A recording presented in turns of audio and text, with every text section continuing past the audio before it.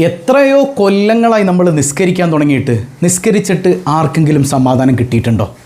അള്ളാൻ്റെ ഔലിയാക്കൾക്ക് സമാധാനം കിട്ടിയിട്ടുണ്ട്, നമുക്ക് കിട്ടിയിട്ടുണ്ടോ? നമ്മൾ എന്തോരം ഇബാദത്ത് ചെയ്തു, എന്നിട്ടൊന്നും നമുക്ക് സമാധാനം കിട്ടുന്നില്ല. നമ്മൾ തെറ്റുകളിൽ നിന്ന് മാറി നിൽക്കാൻ പറ്റണില്ല, സ്വസ്ഥത കിട്ടണില്ല. ഞാൻ എന്തോരം ദിക്ർ ചൊല്ലി, എന്തോരം നിസ്കരിക്കണം ഉസ്താദേ, എന്നിട്ടൊന്നും എൻ്റെ മനസ്സിന് സമാധാനം കിട്ടണില്ല എന്ന് പറഞ്ഞ ആളുകളുണ്ട്. എന്താ അതിൻ്റെ കാരണം?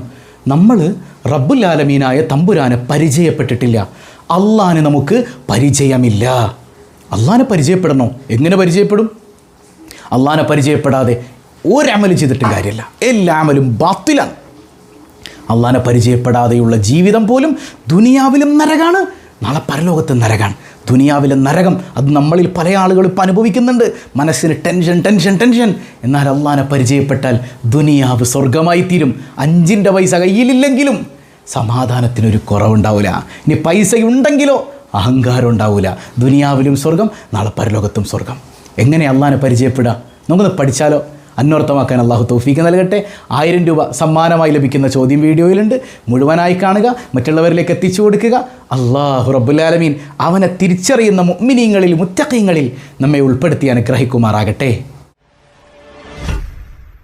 അസ്സലാമു അലൈക്കും വറഹ്മത്തുള്ളാഹി വബറകാതുഹു. എന്തൊക്കെയുണ്ട് എല്ലാവരുടെയും വിശേഷം? സന്തോഷമല്ലേ? എവിടെ പുഞ്ചിരിച്ചു കൊണ്ടൊരു ഹംദ് പറഞ്ഞ് അൽഹംദുലില്ലാഹി റബ്ബിൽ ആലമീൻ. മാഷാ അല്ലാഹ്, ഈ ഒരു ഹംദിൻ്റെ ബറക്കത്തുകൊണ്ട് ഹൃദ്യമായൊരു പ്രഭാതവും അതിമനോഹരമായൊരു ദിവസവും സമ്മാനമായി തന്ന് കരുണക്കടലായ റബ്ബുൽ ആലമീൻ നമ്മെ അനുഗ്രഹിക്കുമാറാകട്ടെ. എല്ലാവരും ഹാപ്പി ആയിരിക്കണം. ഇന്നലെ നമ്മളൊരു വിഷയം, നമ്മുടെ ഒരു പ്രസംഗം ഇങ്ങനെ പ്ലേ ചെയ്തിരുന്നു ഇല്ലേ? അല്ലാഹു അക്ബറിനെ കുറിച്ച് നമ്മൾ ചർച്ച ചെയ്തു. അപ്പോൾ ഇന്ന് നമ്മൾ പറയുന്നൊരു വിഷയം അതിൻ്റെ തുടർച്ചയാണ്. എങ്ങനെ അള്ളാനെ പരിചയപ്പെടാം? അള്ളാനെ പരിചയപ്പെട്ടില്ലെങ്കിൽ ഒരു ഇബാദത്ത് കൊണ്ട് സമാധാനം കിട്ടൂല, സന്തോഷം കിട്ടൂല, ജീവിതത്തിലാകെ നരകതുല്യമായ ജീവിതമായിരിക്കും. അപ്പം എങ്ങനെ അള്ളാനെ പരിചയപ്പെടും? ഏതായാലും ഇന്നലെ പറഞ്ഞതിൻ്റെ ബാക്കി വേണമെന്ന് പല ആളുകളും പറഞ്ഞതുകൊണ്ട് മാത്രം ഇന്നതൊന്ന് പ്ലേ ചെയ്യാൻ. ഒന്ന് കേട്ട് നോക്കിക്കേ. നമുക്കൊന്ന് റബ്ബുൽ ആലമീനായ തമ്പുരാനെ പരിചയപ്പെടാം. നമ്മൾ അൽഹംദുലില്ലയൊക്കെ കംപ്ലീറ്റ് ചെയ്തു. ഈ അൽഹംദുലില്ലക്കൊരു പ്ലാറ്റ്ഫോം നമ്മുടെ കൽബിൽ ഒരുക്കുകയാണ്. ശരിക്കും ഈ ക്ലാസ്സിൽ നിങ്ങൾ കറക്റ്റ് മുടങ്ങാതെ പങ്കെടുത്താൽ ഈ ദുനിയാവ് നിങ്ങൾക്ക് സ്വർഗമായി കിട്ടും. ഇതെൻ്റെ വാക്കല്ല, മുഹമ്മദുർ റസൂലുള്ളാഹ്. കാരണം ഇവിടെ നമ്മൾ ചർച്ച ചെയ്യുന്നത് റബ്ബുൽ ആലമീനായ അള്ളാനെ കുറിച്ചാണ്. അള്ളാനെ കിട്ടിയ ഒരാൾക്ക് 2 സ്വർഗം ലഭിക്കും. എത്ര സ്വർഗം ലഭിക്കും? വലിമൻ ഖാഫ മഖാമ റബ്ബിഹി ജന്നതാൻ. എത്ര സ്വർഗം? കേട്ടില്ല? എന്താ 2 സ്വർഗം എന്ന് പറഞ്ഞാല്? സ്വർഗം ഇപ്പോൾ 1 പോരെ? നമുക്ക് പോരെ? സ്വർഗം 1 പോരെ? ആഖിറത്തിൽ ചെന്നാൽ ഒരു സ്വർഗത്തിൽ നമുക്ക് എല്ലാം കിട്ടും. പിന്നെ എന്തിനാ 2 സ്വർഗം എന്ന് പറഞ്ഞത്? അതായത് ഇവിടെയും അള്ളാഹ് സ്വർഗാക്കും, നാളെ പരലോകത്ത് പിന്നെ എന്തായാലും സ്വർഗം. ആരെ തിരിച്ചറിഞ്ഞാല്? അള്ളാഹിനെ തിരിച്ചറിഞ്ഞു. അതായത് ഒരു മുസ്ലിം ആദ്യമായി പഠിക്കേണ്ടത് വഹദാനിയത്താണ്, ഏകത്വമാണ്. ആരുടെ ഏകത്വം? എന്നൊക്കെ പറഞ്ഞേ. ലാ ഇലാഹ ഇല്ലല്ലാഹ്. ഈ ലാ ഇലാഹ ഇല്ലല്ലാഹ് ഉൾക്കൊള്ളാത്ത, പറയാത്തോനെന്നല്ല, അശ്ഹദു അല്ലാ ഇലാഹ ഇല്ലല്ലാഹു മുഹമ്മദുർ റസൂലുള്ളാഹ് പറഞ്ഞോനല്ല.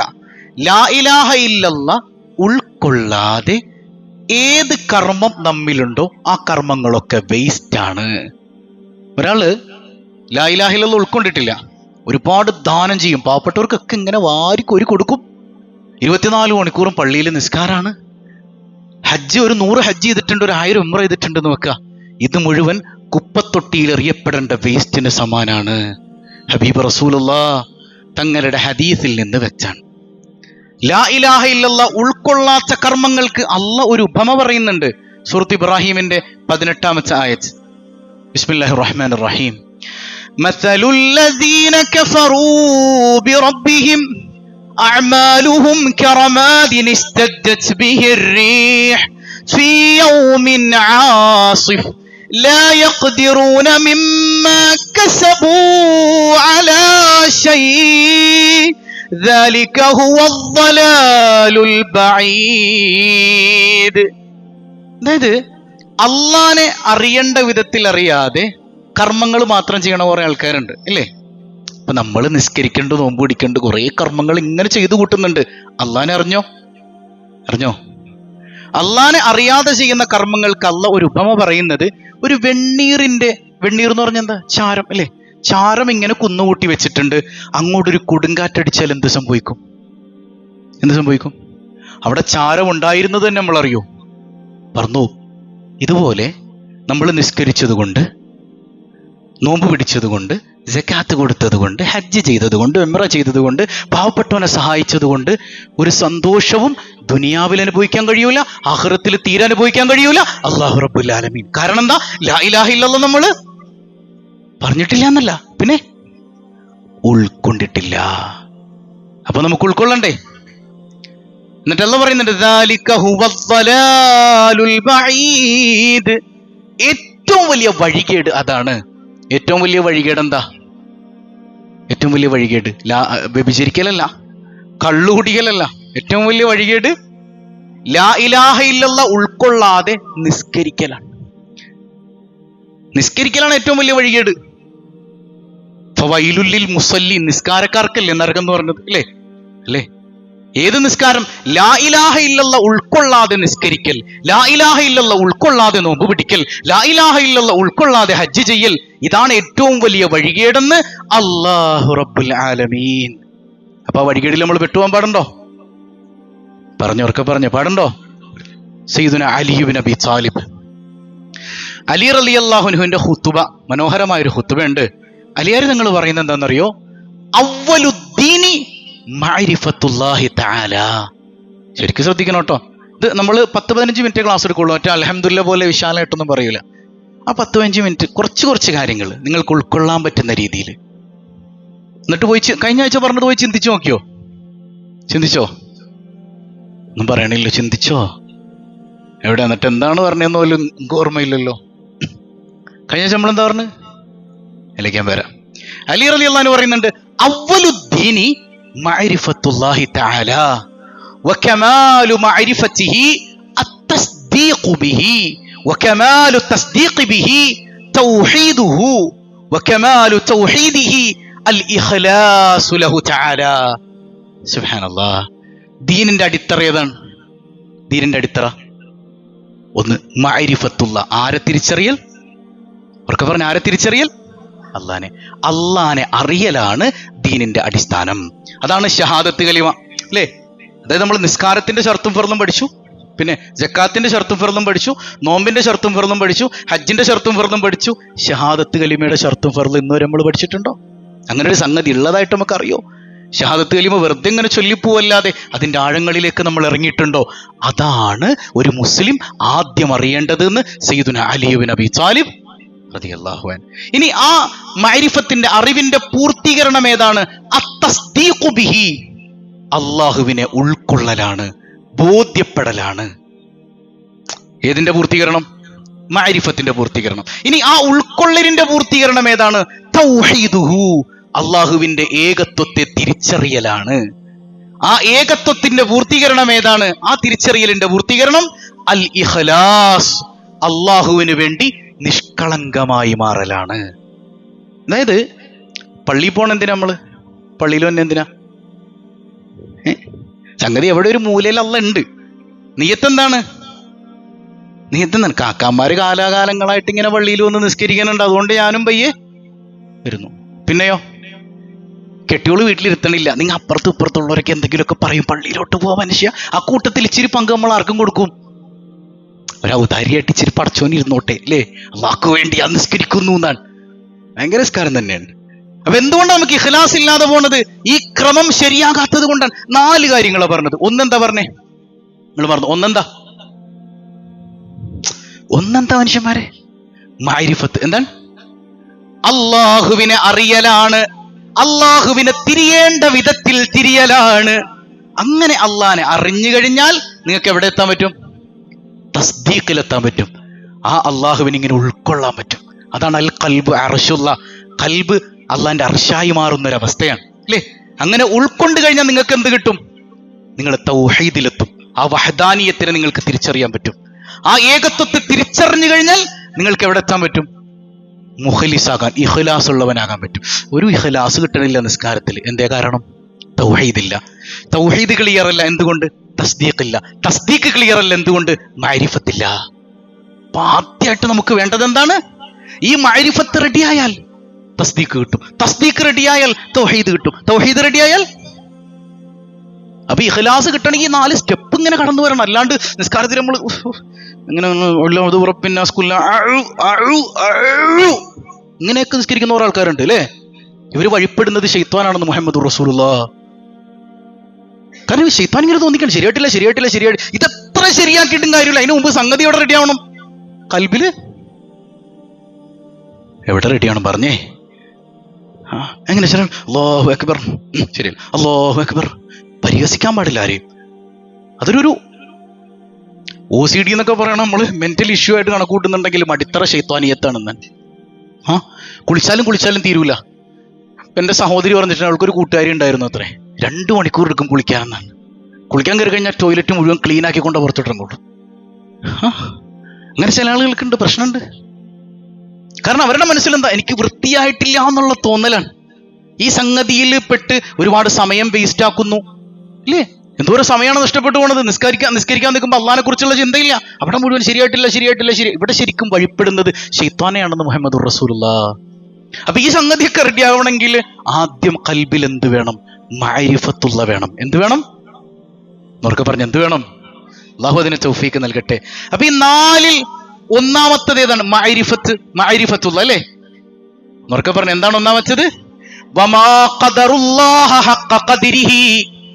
അല്ലാഹ് മുനാഫിക്കുകളെ കുറിച്ച്, കള്ള കാഫിറുകളെ കുറിച്ച് പറയുന്നുണ്ട്. അവര് അള്ളാഹിനെ പരിഗണിക്കേണ്ടതുപോലെ പരിഗണിച്ചില്ല, അള്ളാഹിനെ അറിയേണ്ടതുപോലെ അറിഞ്ഞില്ല, അള്ളാഹ്ക്ക് കൊടുക്കേണ്ട വില കൊടുത്തിട്ടില്ല. സംഗതി അല്ലാന്നിങ്ങനെ പറയും, ലാ ഇലാഹ ഇല്ലല്ലാഹ് പറഞ്ഞുകൊണ്ടേ എടുക്കും, ഒച്ചപ്പാടുണ്ടാക്കുക എല്ലാം ചെയ്യും.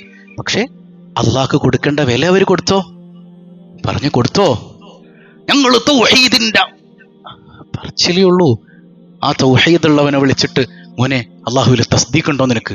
തസ്ദീഖോ? അതെന്തൊട്ട് സാധനം? എടാ നിനക്ക് മഅരിഫത്തുണ്ടോ? മഅരിഫത്ത് എന്ത് സാധനമാണ്? അവൻ ആകെ കേട്ട് പഠിച്ചേക്കണം തൗഹീദ് എന്നാണ്. എന്നാൽ തൗഹീദ് എന്താണെന്ന് അവനോട്ട് അറിയാനും പാടില്ല. അള്ളാഹു ഹക്കിന്റെ അഹലുകാരിൽ നമ്മെ ഉറപ്പിച്ചു നിർത്തുമാറാകട്ടെ. ഹബീബായ സയ്യിദുനാ റസൂലുള്ളാഹ് അവിടെ നിന്നൊക്കെ റബ്ബിനെ ആസ്വദിച്ചില്ലേ? അതായത് നമ്മൾ അള്ളാഹിനെ തിരിച്ചറിഞ്ഞിട്ടുണ്ടോ? തിരിച്ചറിയാത്ത ഒന്നിനെ ആസ്വദിക്കാൻ പറ്റുമോ? നമുക്ക് പറ്റുമോ? പേടിക്കണമെങ്കിലും സ്നേഹിക്കണമെങ്കിലും എന്ത് വേണം? സംഗതി തിരിച്ചറിയണ്ടേ? തിരിച്ചറിയാത്ത ഒന്നിനെ ആസ്വദിക്കാൻ പറ്റുമോ? ഇപ്പൊ മുഅ്മിനീങ്ങളെല്ലാം അള്ളാഹിനെ തിരിച്ചറിഞ്ഞവരാണെന്ന് പരിശുദ്ധ ഖുർആൻ. നമ്മൾ മുമ്പ് ഒരായത്ത് ഓതി അതിനെക്കുറിച്ച് എക്സ്പ്ലെയിൻ ചെയ്തു തന്നിരുന്നു. അള്ളാഹിനെ കുറിച്ച് പറയുമ്പോൾ ഒരു ഫീലിങ്സ് ഉണ്ട് അവരുടെ മനസ്സിൽ അല്ലേ, ഒരു പ്രകമ്പനം പോലെ. സൂറ അൻഫാലിന്റെ 2-ാമത്തെ ആയത്ത്, ഇന്നമൽ മുഅ്മിനൂനല്ലദീന ഇദാ ദുക്കിറല്ലാഹ് വജിലത് ഖുലൂബുഹും. അള്ളാഹ് എന്ന് പറയുമ്പോഴേക്ക് കൽബിൽ ഒരു പ്രകമ്പനം അല്ലേ. അള്ളാഹ് എന്ന് പറയുമ്പോൾ എന്താ സംഭവിക്കണേ? ഈ ആയത്തിൽ 3 ക്വാളിറ്റികൾ ഉള്ളവർ മാത്രം, ഇന്നമൽ മുഅ്മിനൂന എന്ന് പറഞ്ഞ ഉസ്താമാർക്കറിയാം, അള്ളാഹ് തീർച്ചപ്പെടുത്തി പറയണം ഈ 3 ക്വാളിറ്റി ഉള്ളവർ മാത്രമാണ് മുഅ്മിൻ, ബാക്കിയുള്ളതൊക്കെ മുനാഫിക്കും കള്ള കാഫിറുകളാണെന്നാണ്. അമ്മാരെൻ്റെ ലിസ്റ്റിൽ തന്നെ ഇല്ല എന്നാണ് ഈ 3 ക്വാളിറ്റി. ഒന്നാമത്തെ ക്വാളിറ്റി എന്താണ്? അള്ളാഹ് കേൾക്കുമ്പോൾ കൽബിൽ ഒരു ഇടിമുഴക്കം പോലെ ഒരു പ്രകമ്പനം സംഭവിക്കുക. ബാങ്ക് വിളി കേൾക്കാറുള്ള ആൾ ആരെങ്കിലും ഒക്കെ ഉണ്ടോ കൂട്ടത്തിൽ? ബാങ്ക് വിളി കേൾക്കാറുണ്ടോ നിങ്ങൾ? ഉണ്ടോ? ഒന്ന് പറ മനുഷ്യന്മാർ, കേൾക്കാറുണ്ടോ? ഉണ്ട്. ബാങ്ക് വിളിച്ചിട്ട് എന്ത് ഫീലാണ് നിങ്ങൾക്ക് വന്നിട്ടുള്ളത്? അല്ലാഹു അക്ബർ, അല്ലാഹു അക്ബർ. മുല്ലാക്ക ബാങ്ക് വിളിച്ച് വേഗം പോകണം, ഇനിയിപ്പോൾ കിടങ്ങിയറിയുന്ന അല്ലേ. ബാങ്ക് വിളിച്ചിട്ട് ഇന്നൊരു ഫീല് കിട്ടി എത്ര പേരുണ്ട്? എൻ്റെ റബ്ബിനെ കുറിച്ച് പറയുമ്പോൾ കൽബിലൊരു അനുഭൂതി. ഒരാളെങ്കിലും ബാങ്ക് വിളി കേട്ടിട്ട് ഫീൽ ഉണ്ടായ ആരെങ്കിലും കൂട്ടത്തിലുണ്ടോ? അതുകൊണ്ടാണ് കച്ചവടം നടക്കുമ്പോഴും ബാങ്ക് വിളി കേൾക്കുമ്പോൾ നമുക്ക് നിർത്താൻ തോന്നാത്തത്. അങ്ങനെ ചില കുട്ടികളുണ്ട് വീട്ടിൽ, നമ്മളിങ്ങനെ കുട്ടികൾക്ക് TV വെച്ച് കൊടുത്തേക്കായിരിക്കും. ബാങ്ക് വിളിക്കുമ്പോൾ വോളിയം കുറക്ക്. അതെ, അള്ളാഹു പിന്നെ കണ്ണ് കാണാത്തതുകൊണ്ട് കുഴപ്പമില്ല, വോളിയം കുറച്ചാൽ മതി അല്ലേ. അങ്ങനെ കുറെ വില്ലന്മാരൊക്കെ ഉണ്ട്. നമുക്ക് ബാങ്ക് നമ്മിലൊരു സ്വാധീനം ഉണ്ടാക്കണില്ല. അതിന്റെ കാരണം എന്താ? നമ്മുടെ കൽബിൽ എന്തില്ല? ഈമാനില്ല. അതാണ് വിഷയം. ഇവ ചില ആൾക്കാർ നിങ്ങൾ ശ്രദ്ധിച്ചു നോക്കി, നമ്മളെപ്പോഴും ബാങ്ക് വിളി കേട്ടിട്ട് എന്തെങ്കിലുമൊക്കെ ഒരു ഫീൽ ഉണ്ടാക്കണം എപ്പോഴും. ഇപ്പൊ ജുമാക്ക് നമ്മൾ ഇന്ന് വന്നു അല്ലേ, ജുമാക്ക് നമ്മൾ വന്നു, പ്രസംഗവും ഖുതുബയും നിസ്കാരമൊക്കെ കഴിഞ്ഞ് വീട്ടിൽ ചെന്ന് 2 മണി കഴിഞ്ഞിച്ചിരി തലയായിക്കാം കിടന്നങ്ങനെ ഭക്ഷണം കഴിച്ചുറങ്ങുമ്പോഴത്തേക്കും പെട്ടെന്നാണ് മോല്ലാക്കാട് ബാങ്ക് വിളി. മോല്ലാക്കാട് ഒരു ബാങ്കേ, ഇപ്പൊ തന്നെ ബാങ്കും വിളിച്ച്, അങ്ങനൊരു ഫീൽ വന്നിട്ടുണ്ടാവും. അത് വന്നിട്ടില്ലേ? ഇല്ലേ? ഉണ്ട്. അത് വന്നിട്ടുണ്ട്. ഇങ്ങനെ സമയം തെറ്റിയിട്ടാണ് വാങ്ങി വിളിക്കണം. ഇല്ല, നേരം സമയം ആയിട്ടുണ്ട്. പക്ഷെ അല്ലാഹ് എന്ന് പറയുമ്പോൾ ഒരു വൈകാരികമായ ഫീല് നമുക്ക് ഉണ്ടായിട്ടുണ്ടോ? എന്താണ് കാരണം? അള്ളാഹുവിനെ പരിചയപ്പെട്ടിട്ടില്ല. പരിചയപ്പെടണം. ബാങ്ക് കേൾക്കുമ്പോ കൽബൊന്ന് പിടയ്ക്കുമെന്നാണ് സയ്യിദുനാ റസൂലുള്ളാഹ്. അവിടുത്തെ ഹദീസുകളിൽ നിന്ന് പോലും വെച്ചാണ്. നമുക്ക് അള്ളാഹിനെ പരിചയമില്ലാത്തത് കൊണ്ടാണ്. ഇപ്പൊ മുഅ്മിനായുള്ള ഗുണം എന്താണ്? അത് അള്ളാഹ് എന്ന് പറയുമ്പോൾ കൽബൊന്ന് പിടയ്ക്കും. നമ്മളൊരു സ്വഹാബിയുടെ ചരിത്രം എന്ന് പറഞ്ഞിരുന്നു, അത് വീണ്ടും പറയണില്ല അല്ലേ? അള്ളാഹ് എന്ന് പറഞ്ഞപ്പോഴേക്ക്, അള്ളാഹിന്റെ മുമ്പിൽ നിൽക്കുന്ന കാര്യം പറഞ്ഞപ്പോഴേക്ക് ബോധം കെട്ടങ്ങ് വീഴാണ്. ബോധം കെട്ട് വീഴാണ്. റബ്ബിനെ കുറിച്ച് ഓർക്കുമ്പോൾ കൽബൊന്ന് പിടയ്ക്കും. അള്ളാഹിനെ കുറിച്ച്, അള്ളാഹിനെ പ്രണയിച്ചിട്ട് പ്രഷർ കയറല്ല അല്ലേ, പ്രണയം കീറുക, തഖ്വ കീറുക, ഈമാൻ കീറിയിട്ട് ബോധം കെട്ട് വീഴുന്ന സ്വഹാബത്ത്. നമ്മൾ ബോധം കെട്ട് വീഴാറുണ്ട് എപ്പോഴാ? വെള്ളം കുടിക്കാതിരുന്നാൽ, വെയിലടിച്ചാൽ, പിന്നെ പ്രഷർ കയറിയാലൊക്കെ ബോധം കെടാറുണ്ട്. ഇപ്പൊ കഴിഞ്ഞ 1-2 ആഴ്ച ഞാനിങ്ങനെ കറങ്ങി നടക്കായിരുന്നു. വണ്ടി ഓടിക്കുമ്പോഴൊക്കെ ഇങ്ങനെ എയറിൽ പറക്കണ പോലെ ഉണ്ടായിരുന്നു. നോക്കുമ്പോൾ പ്രഷർ കയറിയിരിക്കുകയാണ്. അങ്ങനെയൊക്കെ നമ്മളിങ്ങനെ കറങ്ങാം. പക്ഷെ സ്വാലിഹീങ്ങൾ, മുഅ്മിനീങ്ങൾ അള്ളാന്ന് പറയുമ്പോഴത്തേക്ക് അവരുടെ കൽബൊന്ന് വിറക്കി ബോധം കെട്ടങ്ങ് പോകുന്നതാണ്. ഇതാണ് മുഅ്മിനിന്റെ ഒന്നാമത്തെ അടയാളം. وَإِذَا تُلِيَتْ عَلَيْهِمْ آيَاتُهُ زَادَتْهُمْ إِيمَانًا. അള്ളാഹിനെ കുറിച്ചുള്ള ഇൽമ് കേൾക്കുമ്പോൾ, അള്ളാഹിന്റെ ദൃഷ്ടാന്തങ്ങളെ കുറിച്ച് കേൾക്കുമ്പോൾ, അള്ളാഹിന്റെ ആയത്തുകൾ കേൾക്കുമ്പോൾ എന്ത് സംഭവിക്കും? അവന്റെ ഈമാനങ്ങ് കൂടും. അല്ലെങ്കിൽ ചില ആൾക്കാരുണ്ട്, ഇതിപ്പോ മറ്റേ അന്ന് കേട്ടത് ഇത് തന്നെയാണ്, മറ്റേ ഉസ്താദ് പറഞ്ഞതും അതാണ്, ഇത് തന്നെയാണ് കഴിഞ്ഞ ആഴ്ചയും കേട്ടത്. ഇത് ഈമാനില്ലാത്തവരുടെ സ്വഭാവമാണ്. അള്ളാഹിനെ കുറിച്ച് ആ ദൃഷ്ടാന്തങ്ങൾ, ആ ആയാത്തുകൾ ഇങ്ങനെ കേൾക്കും തോറും അവരുടെ ഈമാൻ ഇങ്ങനെ കൂടിക്കൊണ്ടിരിക്കും. അല്ലാഹു റബ്ബുൽ ആലമീൻ വഅലാ റബ്ബിഹിം യതവക്കലൂൻ. അവരെല്ലാം ആരേൽപ്പിക്കും? എന്നൊക്കെ പറഞ്ഞു, ആരേൽപ്പിക്കും? അവിടെ നിൽക്കട്ടെ. ഞാനിപ്പോ കഴിഞ്ഞ ആഴ്ച നിങ്ങളോട് പറഞ്ഞു തന്നൊരു സംഗതി ഇല്ലേ? കഴിഞ്ഞ ആഴ്ച നമ്മൾ എവിടെ നിന്ന് തുടങ്ങിയത്? തൗഹീദ് തുടങ്ങിയത് കഴിഞ്ഞ ആഴ്ചയാണ്. എവിടെ നമ്മൾ തുടങ്ങിയത്? നഫ്സിലേക്കൊന്നും എത്തിയിട്ടില്ല, എത്തിക്കണം നമുക്ക്. അല്ലാഹു അക്ബർ ആണ് പറഞ്ഞത് അല്ലേ? അല്ലാഹു അക്ബറിന്റെ അർത്ഥം എന്താണ്?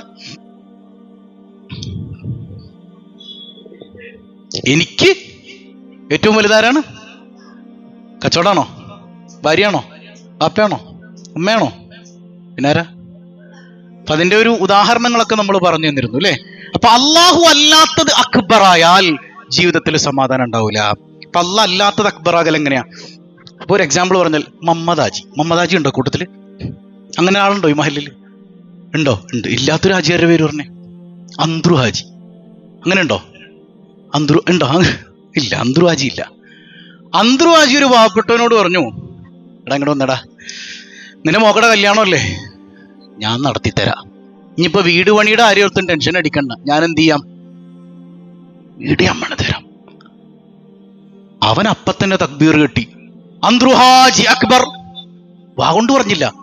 എവിടെ വന്നു സംഗതി?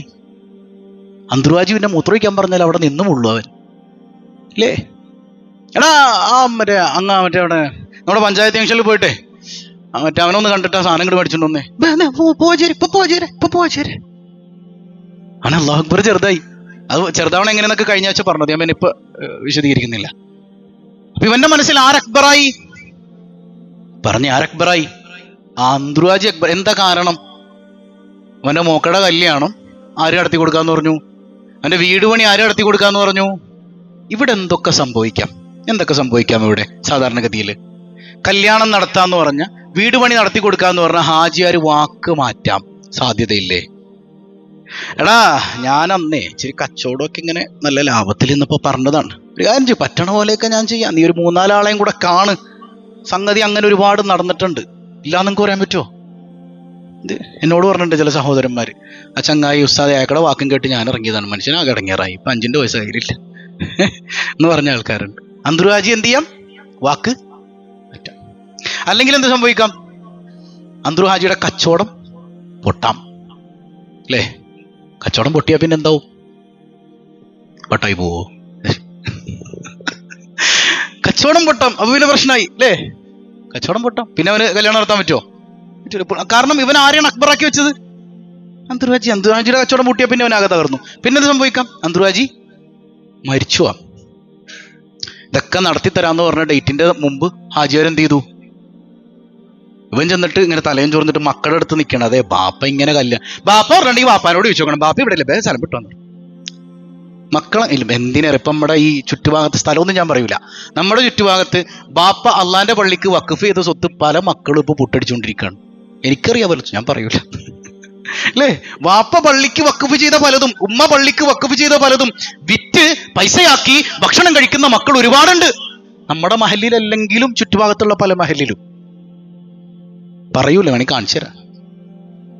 മനസ്സിലായോ? അപ്പൊ ആരായി ഇവിടെ? അന്തൂറാജി മരിച്ചു, ഇനി കൊടുത്തു എന്ന് വെക്കാം. കൊടുത്തു കഴിഞ്ഞാൽ എന്ത് സംഭവിക്കും? പിന്നെ ഇവനാകെ ഒരു അടിമയെ പോലെയായി, ഇവനൊരു വില ഉണ്ടാവൂല. ഹാജിയാർ ഒരു ജാതി നോട്ടോരിക്കും ഇവനെ കാണുമ്പോ. ഇടക്കിടക്ക് ചോദിക്കും, എടാ മറ്റേ പുള്ള എങ്ങനെ ഇരിക്കണ്, സുഖമായിട്ടിരിപ്പണ്ടാ?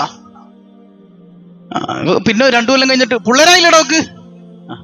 പിള്ളേരായി അച്ഛരി, പിള്ളേരായി ഒരു 6 മാസം കഴിയുമ്പോ അപ്പൊ പിള്ളേരെന്തെടുക്കണം, സുഖമായിട്ടിരിക്കണ, കുഞ്ഞിനെന്തെങ്കിലും അസുഖം എന്തെങ്കിലും? സംഗതി എന്താണിത്? ഹാജിയാരാണ് ഈ കല്യാണം നടത്തി കൊടുത്തത് എന്ന് പറയാതെ പറയാണ് ഈ സംഗതി അല്ലേ. പിന്നെ ഇവന് തോന്നും, പടച്ചോൻ ഇയാക്കടെ 5 പൈസ മേടിക്കണ്ടായിരുന്നു, ആകെ ഇടങ്ങാറായല്ലോ എന്നാണ്. ഇവൻ ആരെ അക്ബറാക്കിയത്? ഇതിലേതെങ്കിലും ഒന്നും സംഭവിക്കാതെ ഒരു ദാനം ഇവിടെ നടക്കൂല.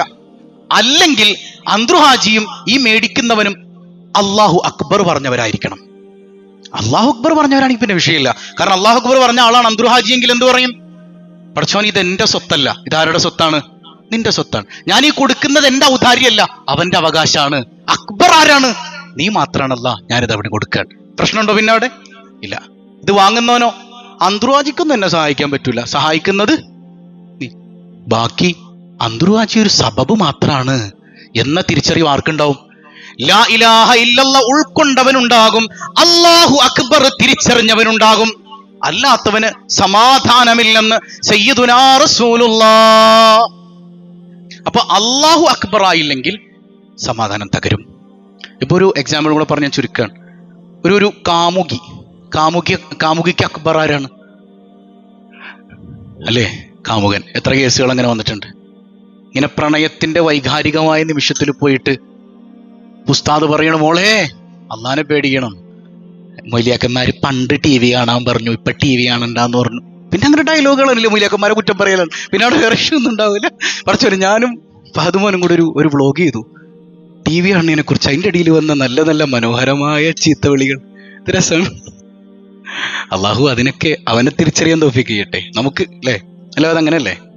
ആ തെറിവിളികളിൽ നമ്മൾ ആരെ കണ്ടു? അള്ളാനെ കണ്ടു. അൽഹംദുലില്ലാഹ്. പുതിയതൊക്കെ ഉണ്ട്.